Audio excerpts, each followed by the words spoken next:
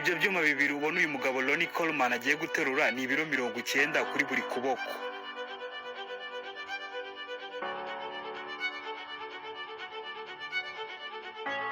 Uyu Coleman yateruye bino biro 90 azamura ukuboko inshuro 7 zose. Iyo Coleman yabaga arimo guterura ibyuma, abantu bose babaga bari muri gym barabanzaga bagahagarara bakitegereza uburyo arimo guterura ibyuma biremereye. Coleman yarakoze umubiri ku rwego rudasanzwe ku buryo buri mu bodybuilder wari uri mu bihe byiwe yari abizi ko nta gikombe cya Olympic azatwara Coleman agihari.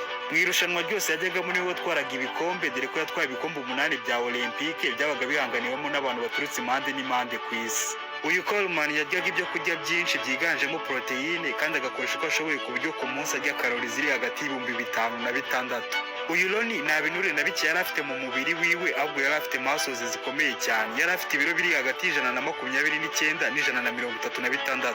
Kubera ukuntu yakoze icyuma ku rwego rudasanzwe, byaje kurangira barimo kumukorera surgery nyinshi kugira ngo bagabanye ibice by'umubiri wiwe. Bagiye bamukuraho ibice cyane cyane hejuru ku ntugu, inyuma ku mugongo no mu mayunguyungu. Kugeza na n'ubu mu 2026 nta muntu uri wakora siporo ngo agire muscles nk'izo Ronnie Coleman yagize.